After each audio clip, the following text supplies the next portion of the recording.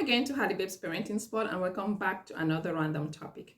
Before we start today, I want to say thank you to everyone who has viewed, everyone who has shared and liked my videos. And to those who reached out to me, I really appreciate your feedback. I am using it to improve on my content. So keep it coming. And by the way, the address is in the description. So today we'll be talking about raising a child with a disability. I know you might be thinking about it. I have been thinking about it as well, but I keep wondering, why is there such a heavy cloud hanging over certain issues about parenting in most communities? Why is it a taboo to raise a child with a special needs?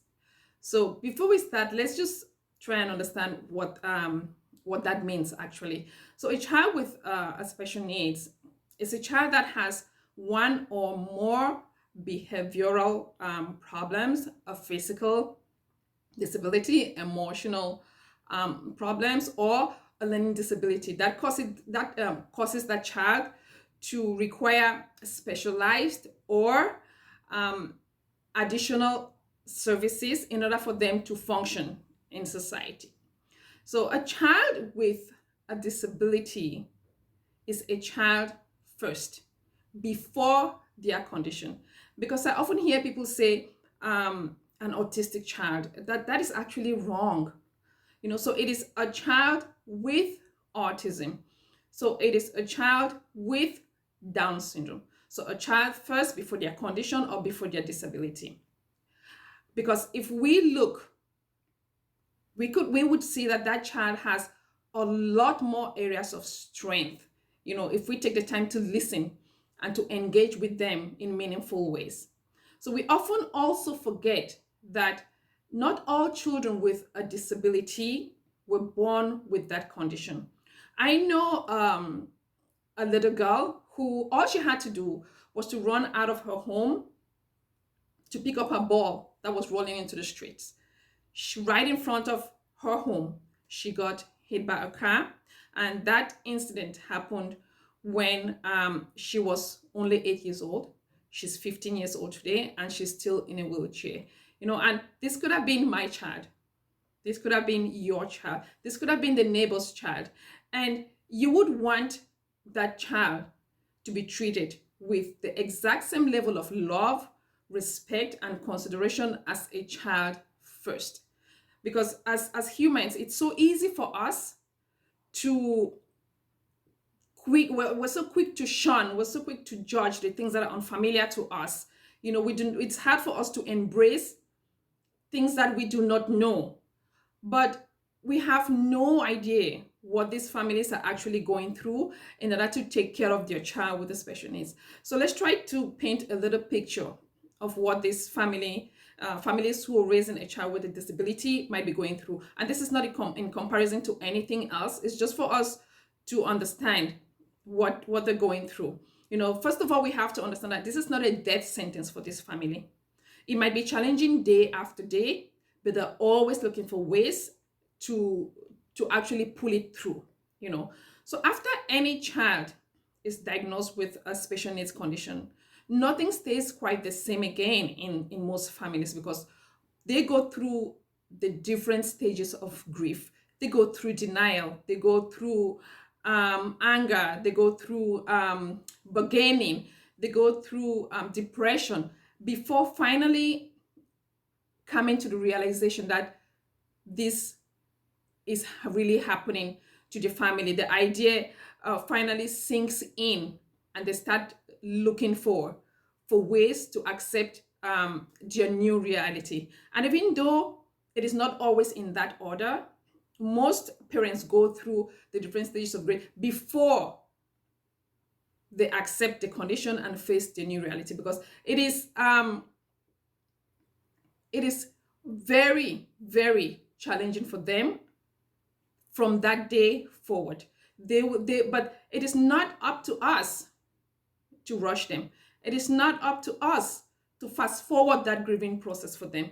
They will get there when they get there. We just have to be there. We just have to be like supportive family and friends. So parents who have a child with a disability, um, they have life twice as challenging as parents who are raising a normally developing child. They wake up every morning thinking of ways that they can better support their child. They go to bed thinking of ways that they can better support their child, which is not always easy to find that support, because they're constantly thinking of who is the best person, who is the best specialist, who is going to give me the help that I need, the support that I need. They spend half of their day learning, researching, looking for ways that they can better cater for your child's need. They're almost always on the go, from one doctor to the next, from one specialist to the next. They're 10 times more busy than parents who are raising a normally developing child. As a parent, the importance of you instilling positive self-esteem into your child. But these parents have to work extra hard in order to build their child's self-esteem and to even teach them, basic life skills. Most of the things that we would take for granted when we're raising a normally developing child, those parents have to work extra hard in order to achieve that. So you see that parents who are raising a child with a disability, they're always worried. They're always worried about their child's well-being. They're always worried about their child's health, because they know that they're going to face a lot of judgments from everybody, even if no one says anything to their face.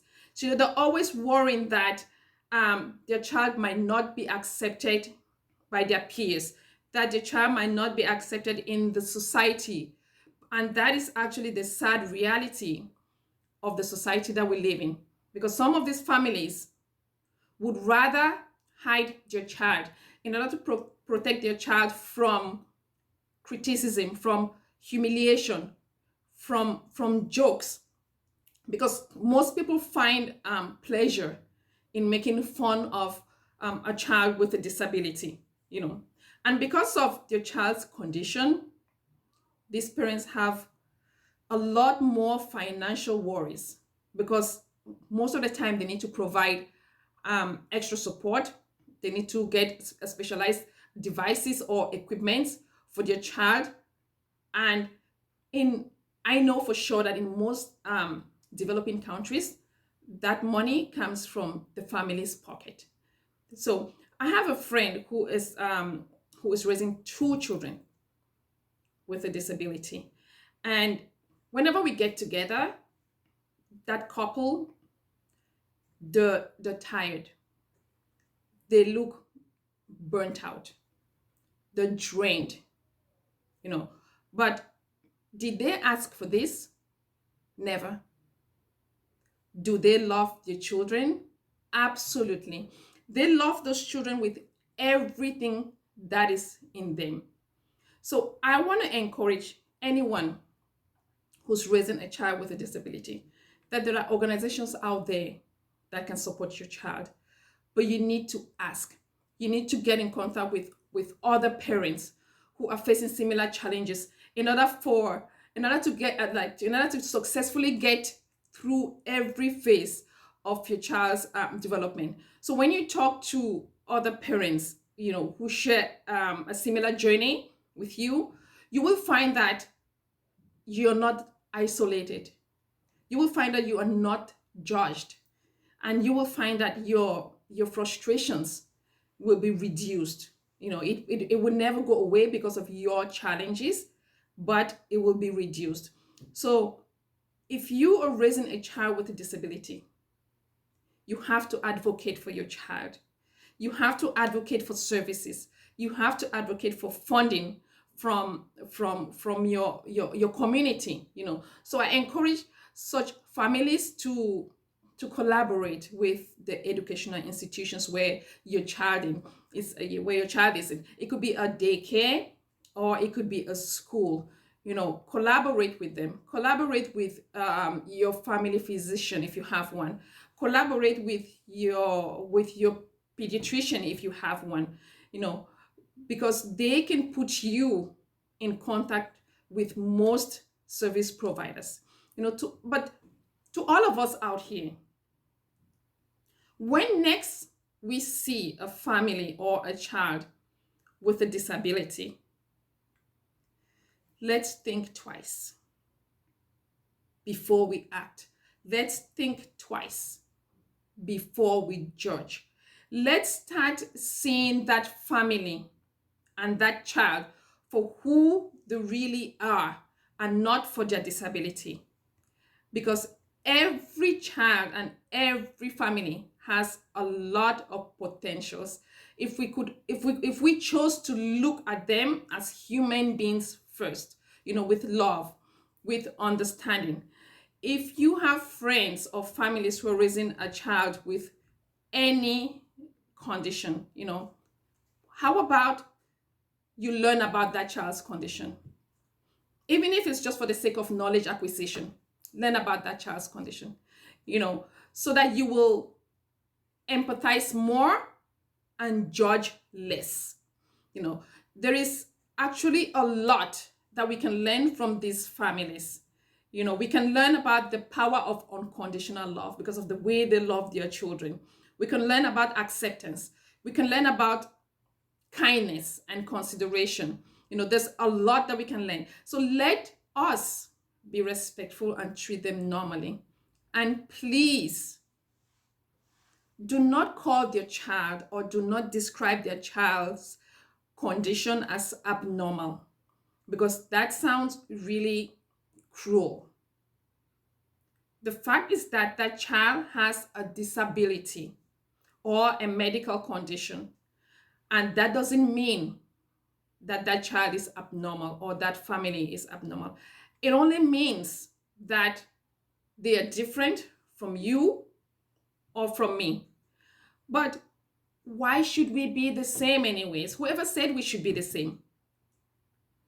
Differences have always been the one factor that makes the beauty of the human race.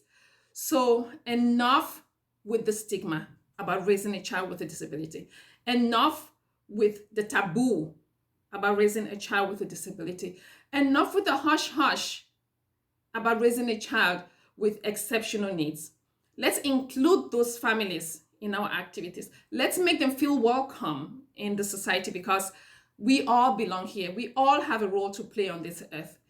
Have these conversations with your children. Talk to them about how they should treat their peers with a disability.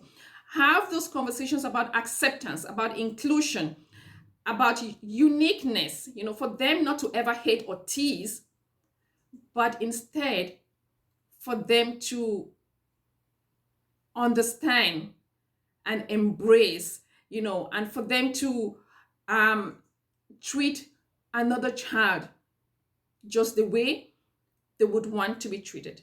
Because the conversations that you have around your child or with your child has a great impact on how your child views the world and how they treat others. There's so many books for children that celebrate diversity. You can get many of them online for free, and you can read them with your child online.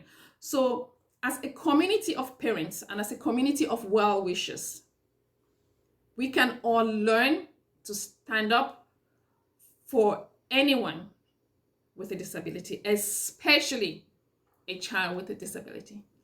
So let's keep spreading the love.